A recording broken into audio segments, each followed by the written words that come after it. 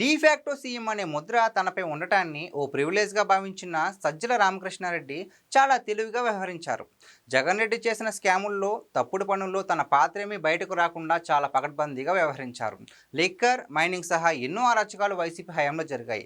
కానీ ఏ స్కామ్లో కూడా సజ్జల పేరు ప్రముఖంగా వినిపించలేదు. ఎప్పుడూ జగన్ వెంటే ఉంటూ నాటి సీఎంఓలోనే తిష్టవేసి మరీ చక్రం తిప్పిన సజ్జల ఇలా ఎలా మేనేజ్ చేయగలిగారన్నది వైసీపీ నేతలకు అంతుపట్టడం లేదు. 2019లో వైసీపీ గెలిచినప్పుడు నెంబర్ 2 పొజిషన్లో విజయసాయిరెడ్డి ఉండేవారు.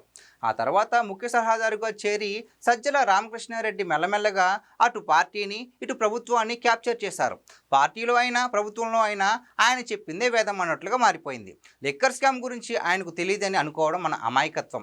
ఎందుకంటే జగన్కు సంబంధించిన ప్రతి వ్యవహారం ఆయనే డీల్ చేశారు. కానీ ఆయన పేరు ఎక్కడ వినిపించడం లేదు. అదే వైసీపీలో అందరికీ ఆశ్చర్యకరంగా మారింది. సజ్జలపై ఇప్పటి వరకు వచ్చిన ఆరోపణలు చిన్నవే. పెద్ద పెద్ద స్కాముల్లో జగన్ రెడ్డి ఇరుక్కుంటున్నారు, కానీ సజ్జల గురించి ఎవరూ చెప్పడం లేదు. ఈ పరిణామాలు చూస్తే సజ్జల రామకృష్ణారెడ్డి అత్యంత తెలివిగా వ్యవహరించారని భావించవచ్చు. దొరికిపోయే ఎలాంటి వ్యవహారాలను బయటకు కనిపించకుండా పనులు చక్కబెట్టారని, ఆ పనుల్లో పాత్రదారులు, సూత్రధారుల్లో తన పాత్ర బయట కనిపించకుండా చేసుకున్నారని అనుమానిస్తున్నారు. సజ్జల కుటుంబం 5 సంవత్సరాల కాలంలో వేల కోట్లు సంపాదించుకున్నారని వైసీపీ నేతలు అంతర్గతంగా చెబుతూ ఉంటారు. హైదరాబాద్లో అత్యంత విలాసవంతమైన నివాసంతో పాటు అనేక ఆస్తులు, వ్యాపారాలను ప్రారంభించారని అంటారు. విచిత్రంగా వైసీపీలో కాకాని గోవర్ధన్ రెడ్డి లాంటి నేతలు కూడా దొరికిపోయారు.